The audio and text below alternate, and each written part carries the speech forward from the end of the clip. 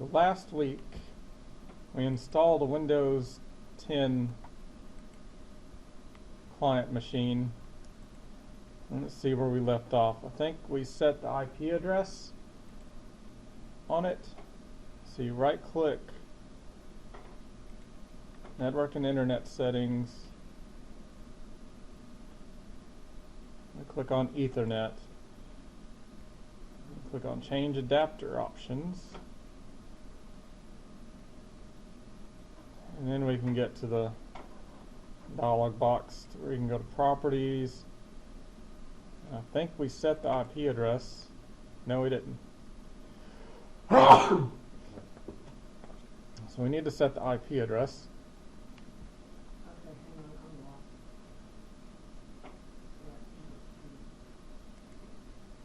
lost. And we're setting the IP address to 192.168. And what addresses are we using in here? I'm using .1 in our third octet. So 192.168, 1 dot, and I'm just going to throw it at 50.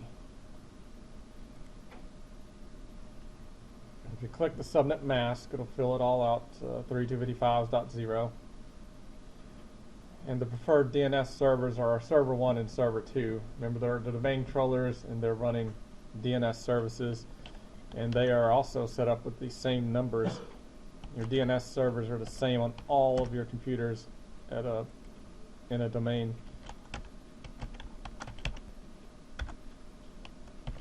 So it would be the 192.168.1.1 and 1.2 for the secondary.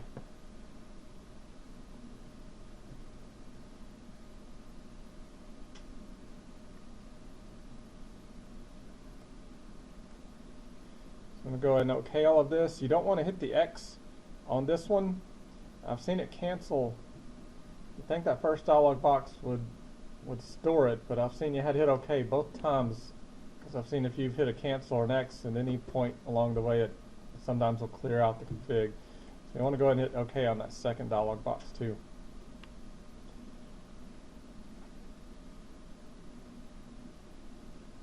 So I'm going to go ahead and close everything out now. And I'm going to go to my Start menu, into my cogwheel.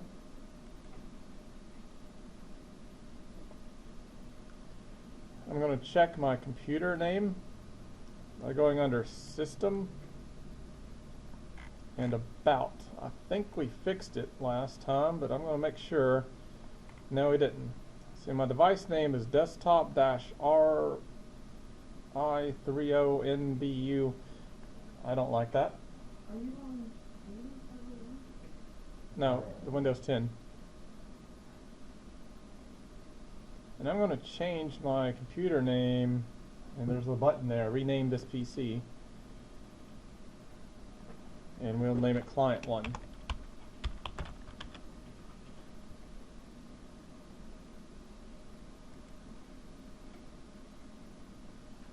Once it renames, it will want us to restart, and we'll want to go ahead and restart now.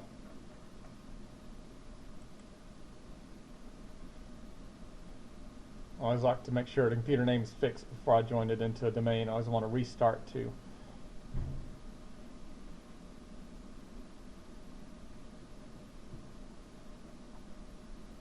This shouldn't take too long for it to restart and come back up. Once your computer boots back up and gets back to the desktop screen, we'll go back into our cogwheel under the Start menu of Windows 10.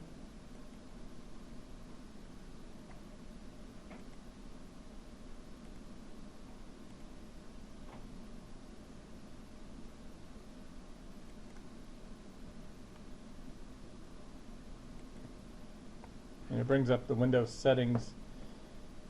The first couple of feature sets of Windows 10, they had it under System where you changed and joined the domain. They've now moved that.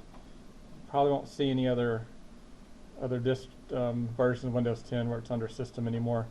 So ones you work on now, they moved the domain join under Accounts. So I'll click on accounts. And there's several options here on the left side. One of them is to access work or school. And a domain is considered a work or school network. So we'll go ahead and click access work or school. And we have a connect button right here in the middle. So I'll click connect. And it'll bring up a wizard to get us connected. It will try to connect us to Microsoft Live or Microsoft Azure network instead of a local domain. That'll be the default. We won't want to do that.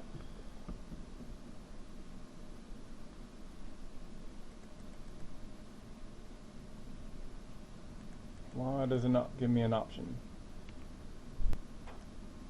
I just had to wait. They really want you to join into their network and create like a Windows Live account. We don't want to do that.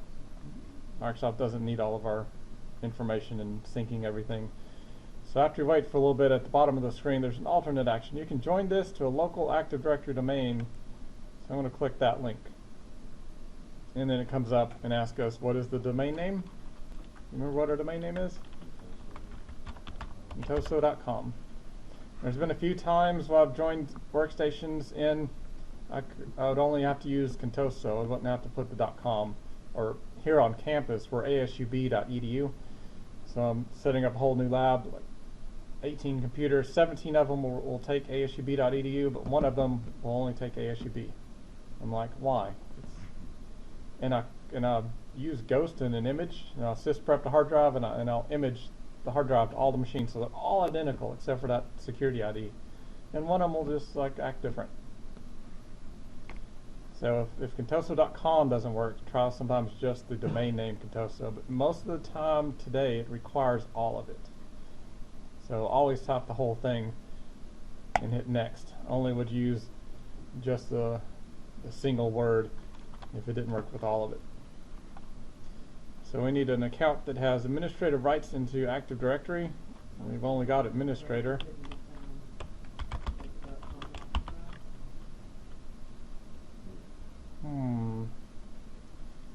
Double check the spelling. So it's administrator and past 1, 2, 3, 4. I'm going to hit OK.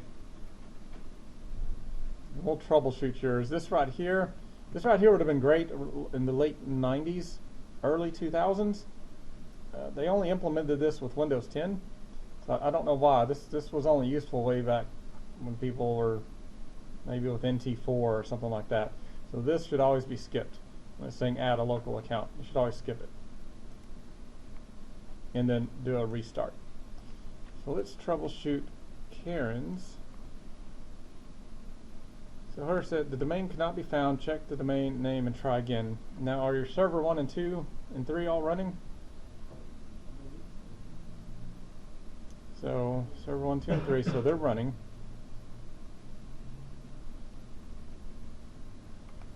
So do I have remote control? Yep, I have remote control. Okay.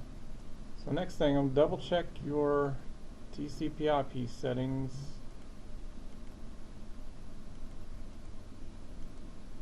Maybe.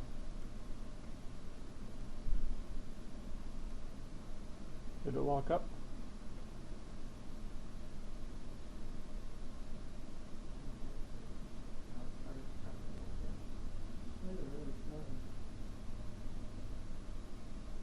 I wonder, can I right click here? I'm taking over your mouse.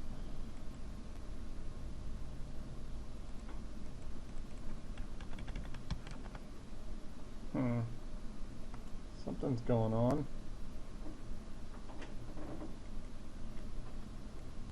Still probably trying to find Contoso.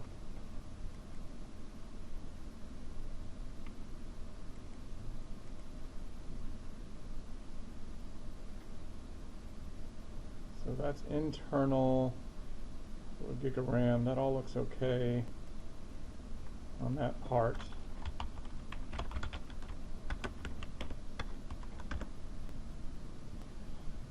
1.2, 168, 1.1, 1.2. 92.168 and 1.50. Saying a duplicate. Did you set a server to that? I bet server 1 was on the wrong thing when we started, and I bet I changed it to server 1. Yep, that will cause server 1 should always be .1. I bet I closed it out when I said it. Or switched over to catch up. And that should be .1, so it's not broadcast, right? So that should be .1.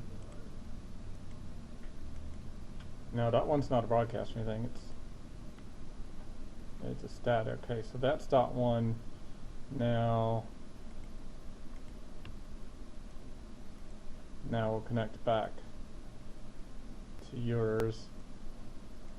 Disable it and re-enable.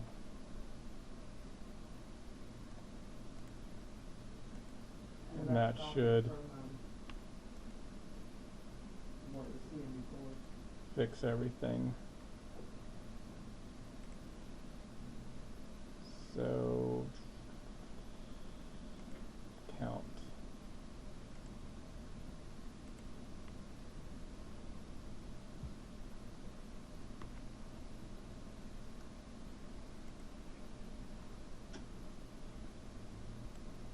Okay, now you can click on join this device to a local Active Directory domain and type contoso.com. So normally if we can't find a domain, normally it's a DNS or an IP address issue. So now I can do administrator and pass 1, 2, 3, 4.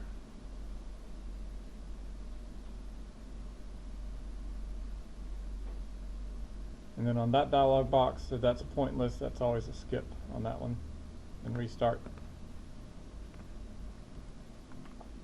Okay, so mine has come back up, and now it doesn't just automatically take me to the desktop. It asks me, do you want to log into me or other user? So me was the local account we used to install Windows 10 with. We want to use this as a domain account from here on out. So I'm going to click other user down here, and I'm going to log in as administrator, but notice on this login screen, there's where it says sign into and it says Contoso underneath the password. See that on my screen? Watch when I type administrator. It changed it to try to log in locally. I don't want to do that, so I'm going to continue signing in as an email address style login, or have administrator at contoso.com. For some reason Microsoft defaulted their clients if you type administrator. I don't know when they started that. I think they started that in Windows 8. I don't remember if it was Windows 7 or Windows 8, one of the versions. They started with default to try to log on local. The local administrator is typically disabled, so it would always fail. So I need to log into a domain admin account, so I put at and the domain name at the end, and then log in with the password.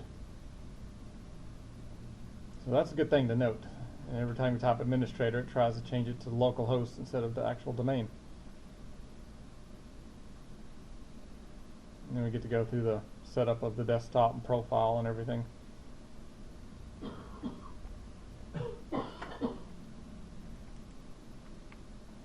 Okay, so once we logged in, we're now in as a domain administrator of Windows 10. Just FYI, Mm-hmm. Joe texted and said, Okay. Now some of the things we can do, I'm going to go ahead and search for Explorer. Type an EX here, and it should find File Explorer. I'm going to pin that to my taskbar.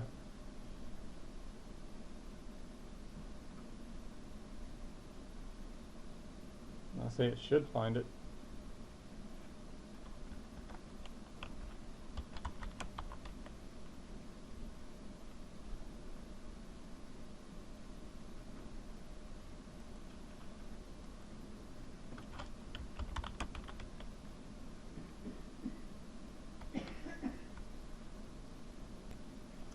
Well, okay then, that's a little bit odd.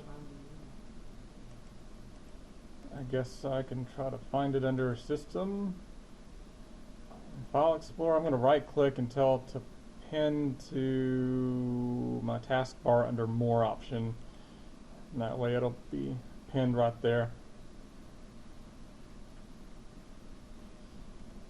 I'm trying to remember, did we create any shares on server 3? Yeah, we created an IT share on server 3. So I'm using File Explorer, top / server 3. I can access file shares. This is the client server networking. What actually occurred is I communicated with server 1 or 2 to get a ticket that validates who I'm logged in as, and I took that ticket, kind of like a movie ticket or a concert ticket. I took that to server 3 and go, here, I'm valid to access server 3, and it's showing me the shares on here, so I can get into the IT share, and there's all our big files and stuff we created. We did data deduplication. So that's the benefit of client server stuff. So we have a client machine. Now let me go look at server 1. So I'm going to connect to server 1. I'm going to look at Active Directory and see what we have going on after I joined in.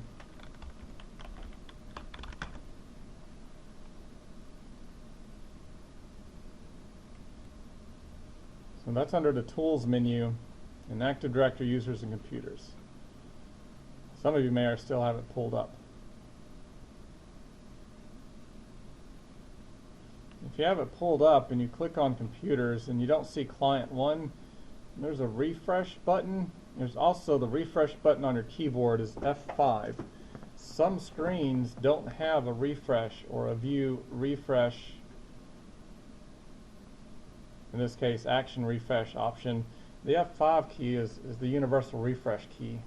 Whether you have that in the menu option or not, I've had to use F5 on some screens that didn't have a refresh button. So client 1 should be there.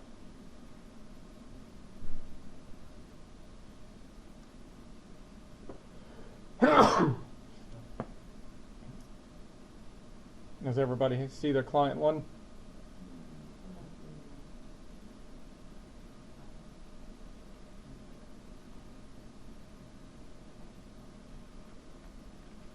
And if you remember from last week, we created a room number called S101.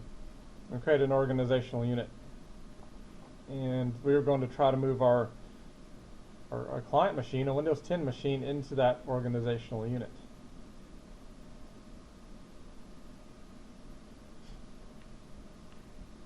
What button did you have to flip to get that Active Directory users window again? Yeah. Under the Tools menu. So just like a file that you can drag a file from one folder to the next, you can drag objects in the Active Directory Users and Computers screen from one location to the next. So I'm going to drag it out of Computers and drag it and drop it into S101, and it gives me a warning about moving objects. So you may want to read that and just be aware of the warning and click yes. So now when I click on my S101 room, I see I have client 1 there.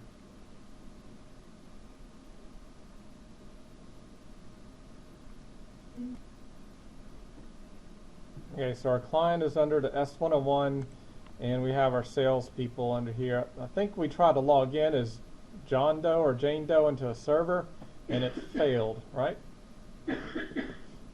Okay, well, we're going to try to log in as Jane Doe and John Doe into client 1, but not right now. We're going to do some fixes here. I'm going to show you something called group policy. This is actually out of chapter 8, but group policy is so big and so important that we're going to cover some of it in LAN 1.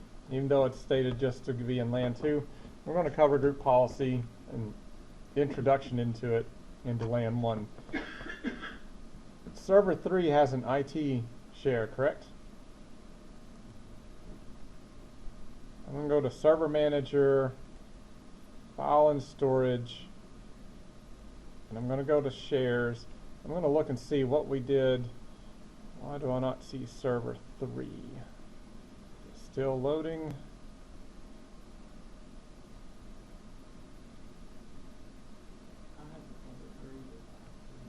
reload everything, refresh the screen. I should see server 3 in my list.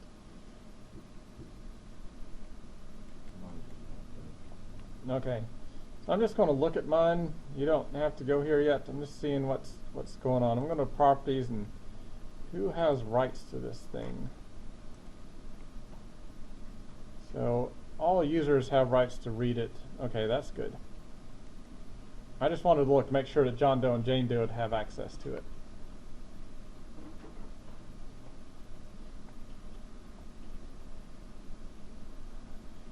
So what we're going to do, users are normally not smart enough to know server names or how to type server names and get to shares on the network.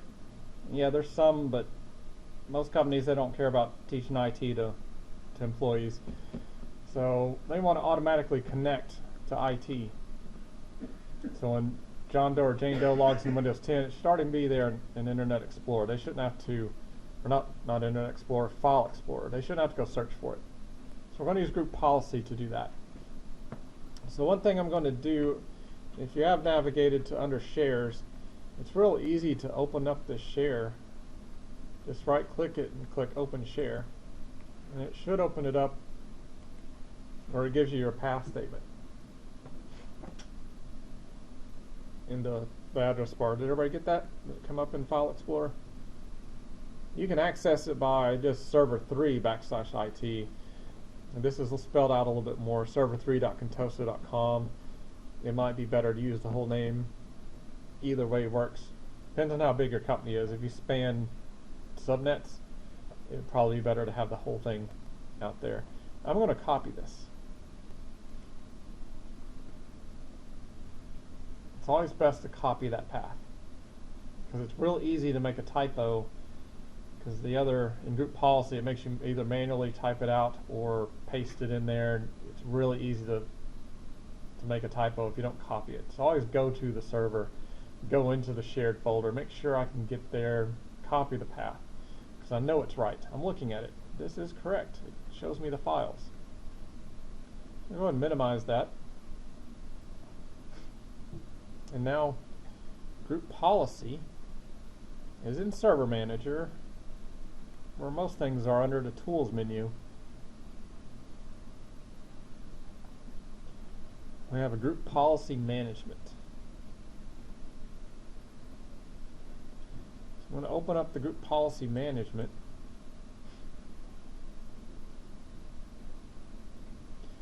It actually opened up, and it's opened up behind everything. Do you see it flashing? It was flashing down in the taskbar, going, I'm here. You have to click on me. It's annoying. I don't know why it opens up in the background, but some things do. It's Microsoft. I'm going to hit the arrow out beside forest. I'm going to hit the arrow out beside domains. I'm going to hit the arrow out beside contoso.com.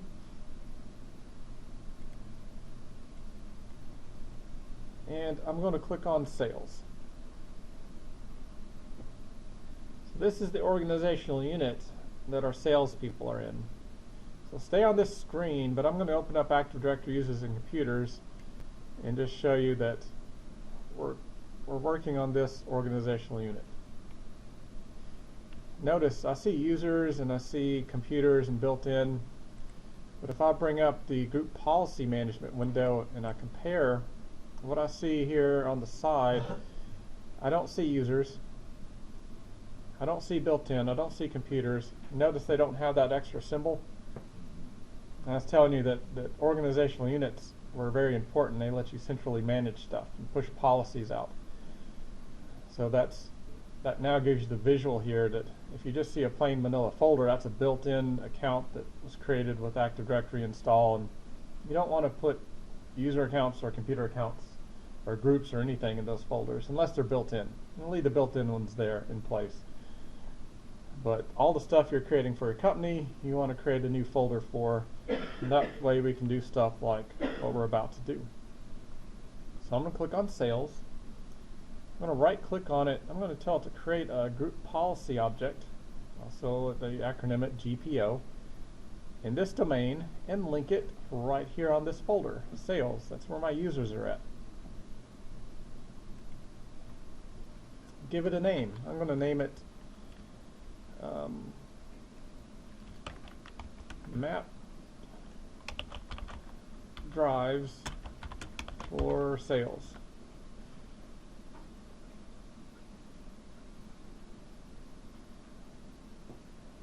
That way if I look at a list of policies I've created, I'll know what that one's for. I'll click on OK. It creates an empty policy. And these policies are simply registry hives or keys. So as we edit, it builds extra registry settings that'll push to the Windows 10 or 7 or 8 or whatever version Windows you have. I'm going to right click on it. I'm going to go to Edit.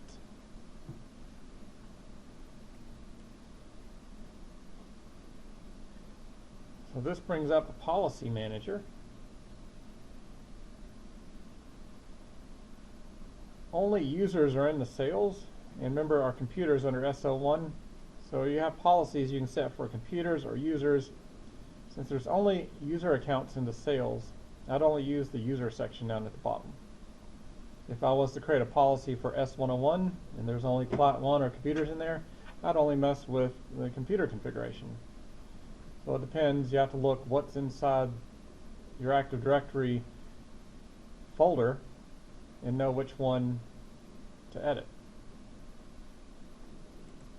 I'm going to look around in here. I think it's under Preferences.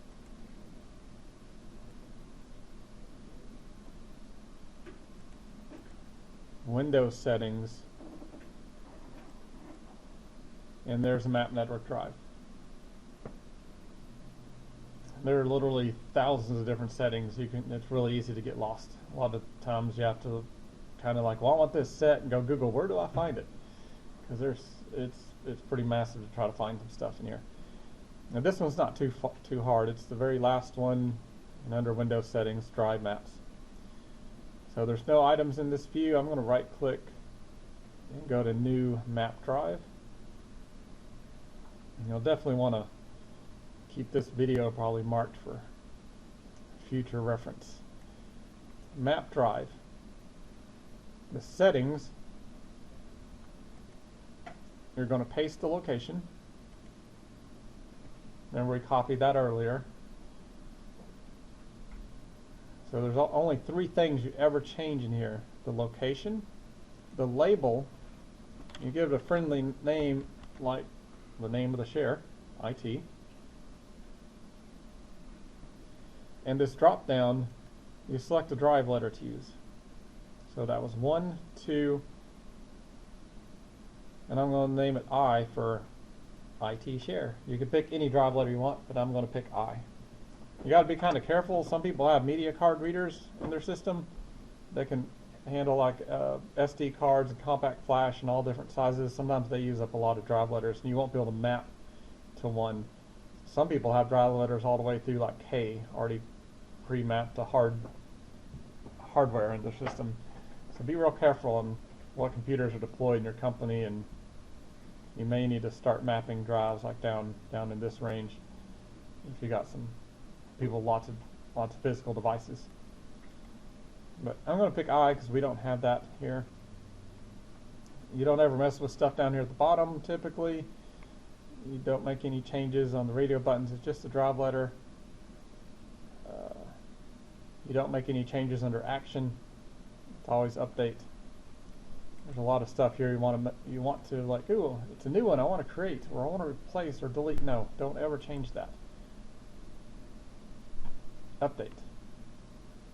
Update includes all these other 3 that are listed, so don't ever change that. It's only 3 things you ever do. Location, set a label. The label's actually optional, but it's good to set.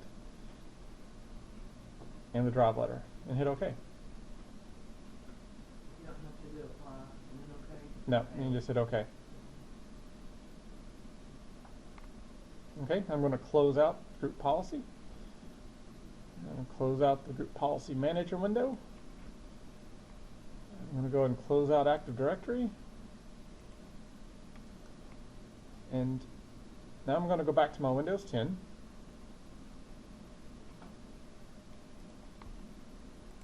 my client 1.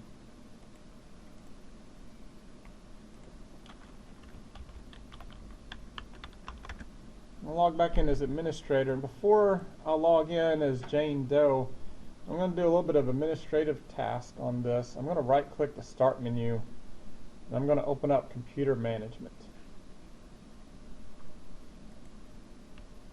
So when new computers come into a company, you do something called staging. You log in as administrator, you join it to the domain, you install the software applications on there that the user is going to need, and you set up some security. One of the security things is there's always that default account that's created when you install. I like to remove it because right now it has no password. It's really dangerous. If anybody can scan the computer and scan what user accounts are on there, they could log in with no password and have administrative rights. Local admin. They won't be able to do much stuff on your servers, but they could sure enough install some hack tools and stuff on the local machine, and then they might be able to get into the servers. So I'm going to delete that.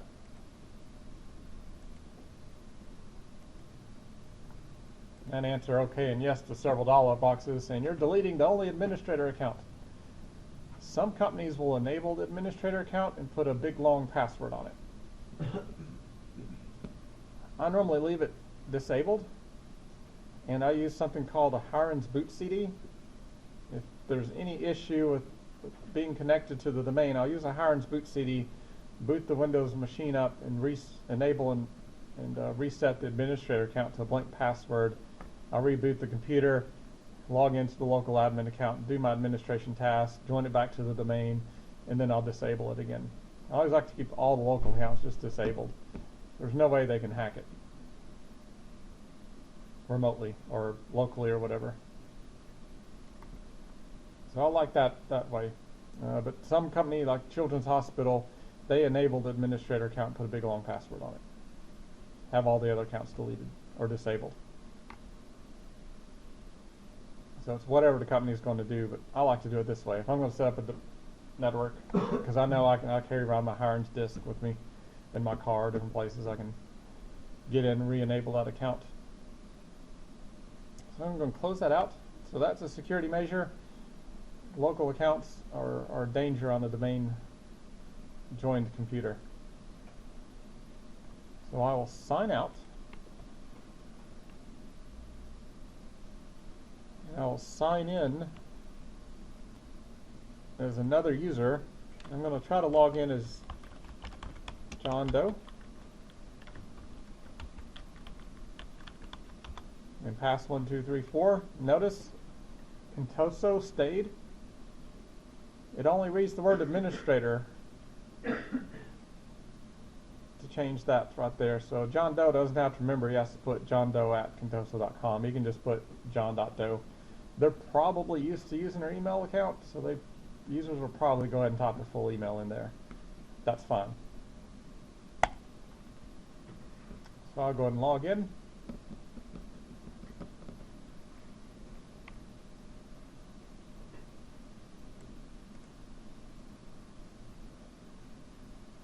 And we'll wait for all of this bad.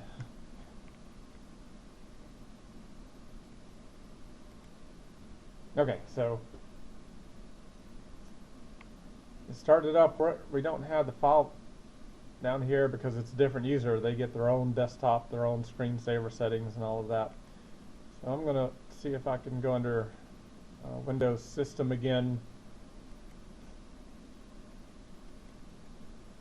And I'm going to do right-click File Explorer. It's running really slow. And go to More and pin to Taskbar. I hope it's still on File Explorer. Yep, it is. I'm going to open up File Explorer and look at this PC, and I'm going to see if I have a IT share mapped already under File Explorer. I do. Do you see it on my screen? And did yours show up? Cool. Now back on that, we did that through group policy. We said map that drive, and now it's IT. and people can access it. They can see all the big file. That central administration right there, you don't have to go to users' computers and do this. You did it once, and thousands of people might be mapped to this on thousands of different computers. That's where centralized administration, that's why group policy, you see how powerful that is? We could have 1,000 salespeople in there, and that would be mapped to every one of them when they logged into their computer. So that's 1,000 things you didn't have to do, you only had to do one. When I mapped it, you know, we put out server 3 IT, or it spelled it all out. But I did the copy and paste for another reason, because when I did this, oh, it's probably 10, 15 years ago, something like that, I set up a group policy and pushed it out, and it wasn't mapping to anybody. I thought maybe it just takes a little while for it to replicate. So I waited to the next day. Still wasn't mapping to anybody. So I fought that thing for about 3 weeks. And I figured out when I did the group policy, I put a backslash on the end of it. It will go there if you type it in File Explorer. If I type that and hit enter, it goes and works. But in that group policy where we typed in that path or we pasted it, if you put a backslash there, it won't work. It won't map. So I had to go back and edit the policy, take the backslash out at the end of the share, and then it popped in instantly. Well, a few minutes, I had to log out, log back in, and bloop, all the shares popped in. I found it on a blog somewhere. Finally, somebody says, yeah, if you type it in with a backslash, it doesn't map. Like, oh my goodness gracious, one extra character. About 3 weeks worth of researching, trying to get it to work. I know that this is going to sound like a really dumb question. So what's the difference in putting things this way versus storing it from an employee standpoint? Why wouldn't they just use OneDrive or something else to access all of it? So if I use this way instead of OneDrive, the OneDrive would be just their files. I think you can set up to where OneDrive can share with other people through Outlook and stuff. You can send them a link and they can edit files and stuff. So they're doing that quite a bit now with the cloud using OneDrive. But this is still just a, you know, you can throw a file out there to, especially large files, because OneDrive's over across the internet. And if you had a 2 gig file or something, a movie or something like that, it might be hard and too slow to share it across the internet from one computer to the next. So having on a central file server. This would be easily like, even if you needed to implement like a new hire videos or Yeah, new hire videos, anything like that would be. You'd have like an HR with a whole bunch of forms. You'd probably share it out as read-only, so they could copy it to their machine and fill out the form, and then they'd email the filled out form to somebody. But this would be like a central repository for things. Also, some of these shares may house databases where you have applications on a whole bunch of different clients that connect in and access a central database, like the point of sale at Walmart or Kroger or stuff like that. It'll be the same. And I guess that would work like those people typically would probably have an iPad or a laptop, but they would still be able to access it no matter where they're at, right? Yeah, if they had a VPN stuff set back to connect back to the corporate, and they'd still have access to it. So my time zone is way off. I'm going to adjust the date and time.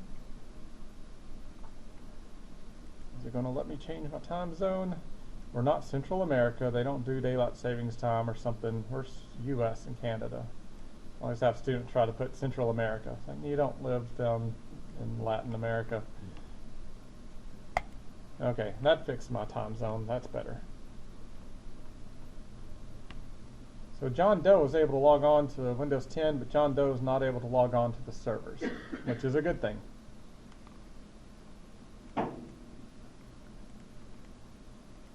Whoop. It left a weird thing. My computer's running a little bit weird. Maybe it's because I have all these virtual machines running. That could be a possibility. So I'm going to go back and look at server 1.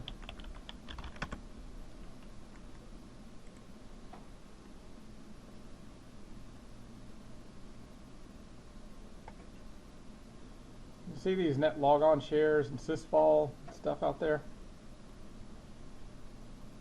Those are actually replicated on the domain controllers.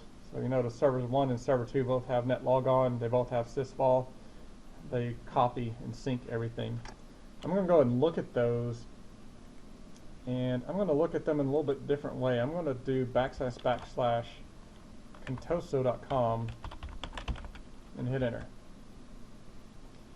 I see those shares. I don't know what server I'm connected to. If I'm on server 1 or server 2,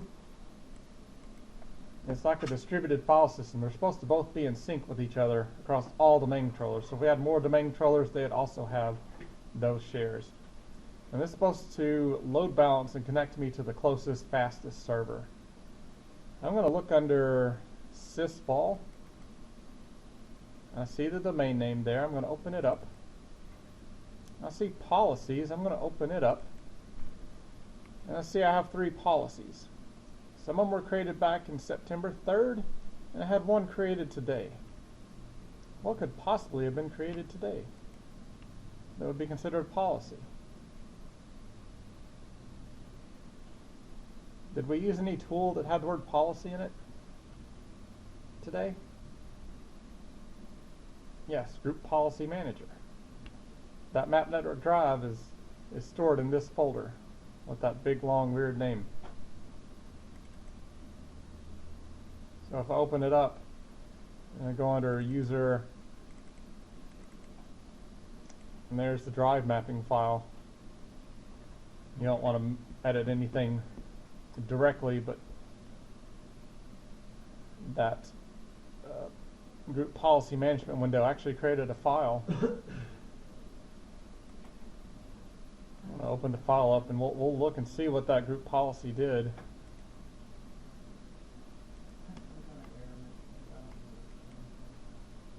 So, and there's all the code that is sent to the Windows 10 machine, so it maps that drive.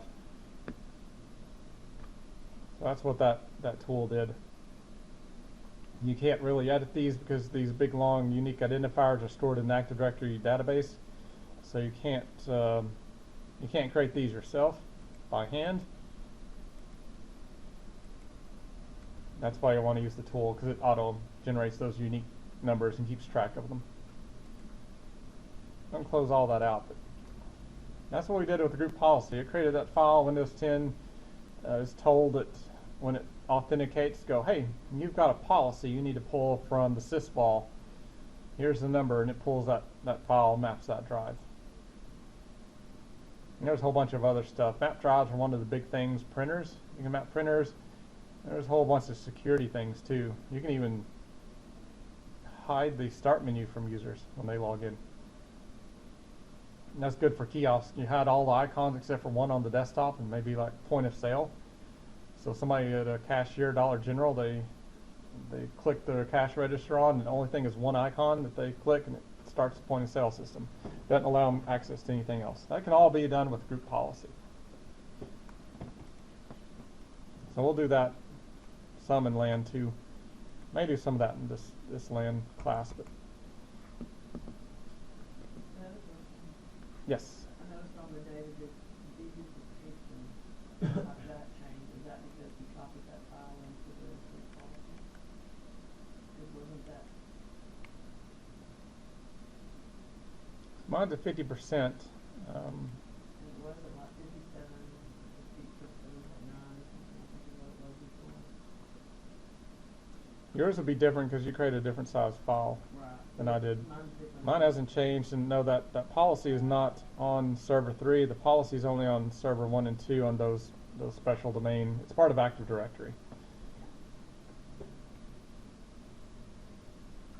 So mine didn't change. The only way it would change is if you added or deleted files or copied another file accidentally on that IT share.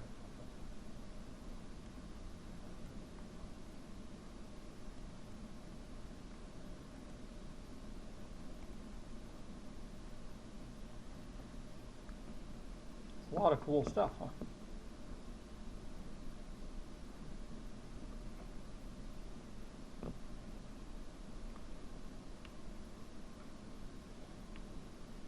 let's see, what do we want to play with?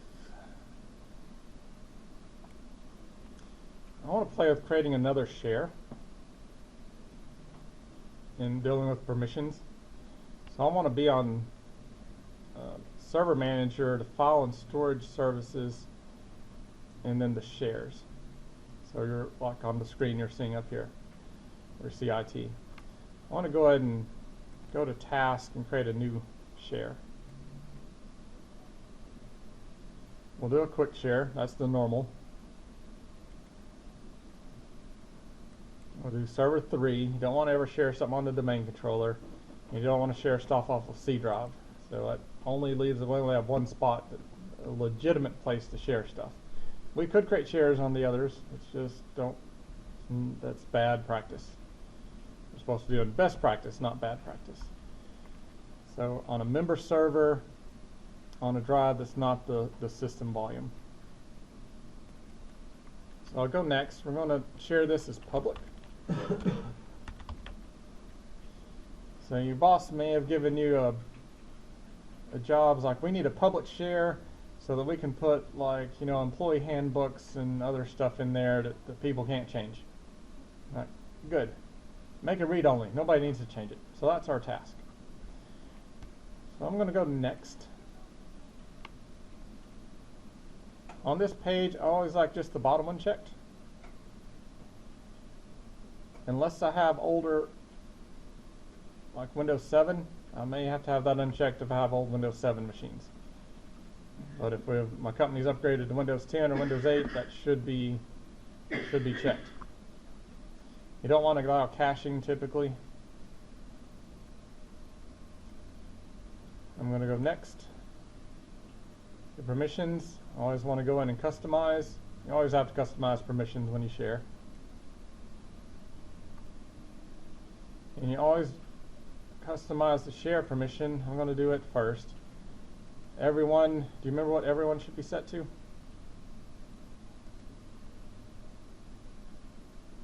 If I go to the change or edit button, everyone should be set to change. And remember, your boss said read only, right? Yeah, but share permissions always has a set. No matter what you're told permission should be, share permissions are always set a specific way. Otherwise, things normally don't work properly. So everyone's changed, and you add in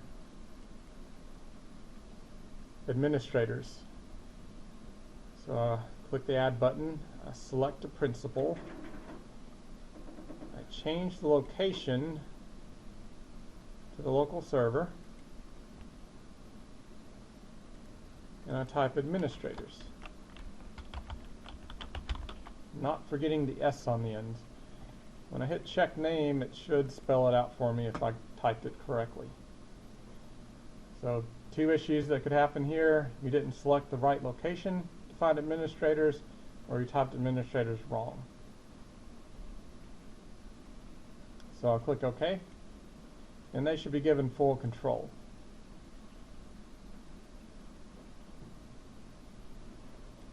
So now you have 2 videos that cover share permissions and told you this exact same thing. I'm not going to hit apply yet, but so everyone has changed, administrators have full control. Now your boss said everybody needs just read access to it. So that's under the permissions tab. And this is actually on the file system. Share permission is just across the network. It's like a parking lot. You don't want to block a parking lot off. So your parking lot's always open to everybody to come park in. Now this right here is like the locks on your business. So you want read only. They can only go up and look through the window. They can't come in and mess with stuff. So you don't want to mess with administrators, system, or creator owner typically.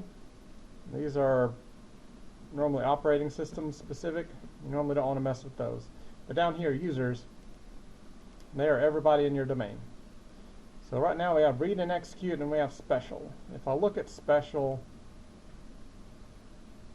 you don't have to go in here, but if I look at special, they can create and write stuff. We don't, that's not read only, is it? Creating is, nope. So that special permission is beyond read only. So I need to get that off of there. But if I try to remove it, it's going to give me an error. You can't remove users because this object is inherited permissions from its parent. To remove users, you must prevent this object from inheriting permissions. To turn off the option for inheriting permissions, and then try removing users again. So do you see anywhere where I can turn off inheritance? There's a button right here that says disable inheritance. I don't know across all the versions of server, but this is across all versions of their server. They have this disable or remove, or they name it some way. But Microsoft likes to rename stuff from one version to the next, but it's there on all the versions. So disable. This dialog box also sometimes changes from delete, remove, copy. They change these names. You always want to do a copy or a convert. You don't ever want to delete or remove. Don't ever pick that option. You don't want to start from scratch. If you click the delete or remove, you get a blank slate and you have to add everything back in. So I'm going to convert. So when I click convert, we now have explicit permissions. Now we can edit anything that's here or remove anything that's here. I'm going to take off this special. Just make sure special is the only one highlighted and click remove. Now you're thinking, my boss said read only. It has execute up there. Yeah, your boss doesn't know the difference between read and execute and read. And so if I look at this, I see it's read and execute, list folder contents read. Your boss said read only, so if you try to do something like that, you might kind of screw up. You will need those three permissions checked. It doesn't mean just read by itself. It almost always read and execute. So those three go together. You want to be able to list files in the folder. You want to be able to run programs or read file attributes. That's what all three of those combined will let you do. So read and execute is the read only you want. But even if it's like written down, you know, it's like only have read on this folder. Your boss not a MCSE engineer probably, and even if he is, he's probably not as smart as you are, because unless he went through my class, then maybe. But, so read and execute. So I'm going to go ahead and hit OK, and I'm going to hit next, and I'm going to hit create, and then close. So that's created. I'm going to go to server. No, I'm going to go to my client.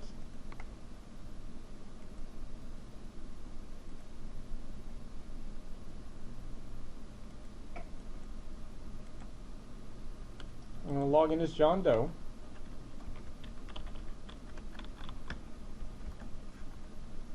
I'm going to access server 3 by opening up File Explorer, typing in // or what they call it whack in Little Rock, server 3. I can see the IT share. I can see public. Public isn't mapped, so I had to manually type it in. Users wouldn't know that, but I'm going to go under public. I'm going to try to create a file. I don't have permissions.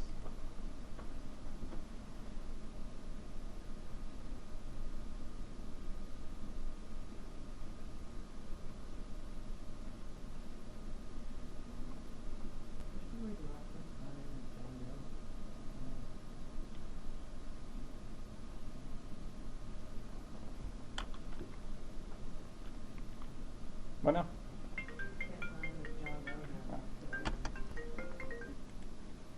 Okay, so we couldn't create a file, right?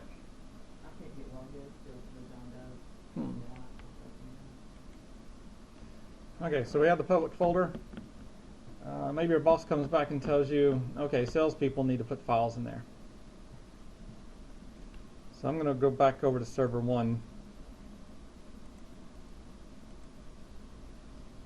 On this public, I'm going to right click and go to properties on it.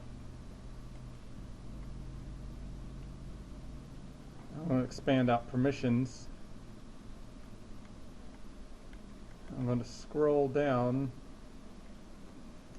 I'm getting this access denied, so I'm going to refresh.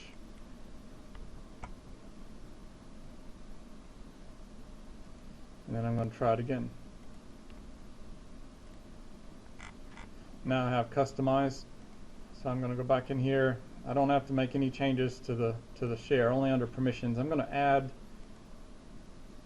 select a principal name. I'm going to type in the word domain. I'm going to hit check name. Notice I didn't have to change the location this time, because this is going to be for the domain accounts and stuff. So I found domain sales. I'm going to click OK. I'm going to click OK again, and I'm going to give them write capability. And then I'll hit OK. I'll hit OK.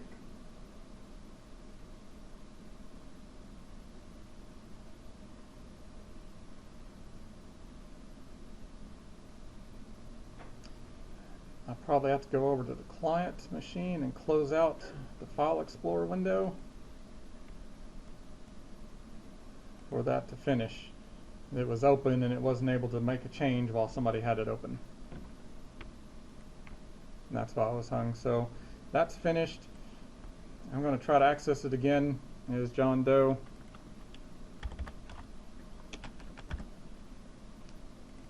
This time I'm going to try to create a file. I'm able to create a file.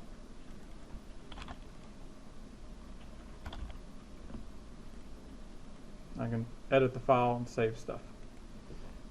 Now anybody that's not a part of that domain sales or an administrator, they wouldn't be able to create files. They could read the file,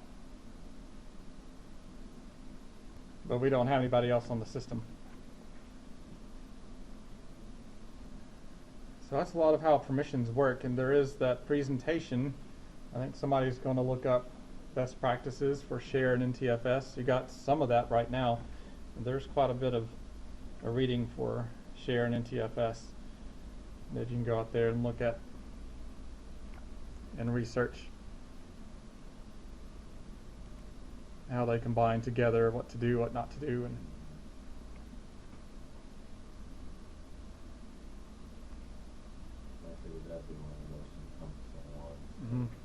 it's one of the most important ones to do, because our Land 2 class and security class, they found a bunch of shares on campus that were left open that students could get a hold of, and they found social security numbers and bank account numbers. And so luckily they didn't copy everything, but yeah, they found my employee ID, my social security number, my bank account number, my address, everything. I'm like, well, that's just shouldn't be out there for everybody. So those shares were locked down pretty quickly. In about 30-40 minutes, all the shares that they found were locked down. But yeah, security is, that's, if you get it configured wrong, people can find stuff like that, and I mean, that's identity theft stuff and ruin people's lives with stuff being left out. So yes, share permissions are really important, and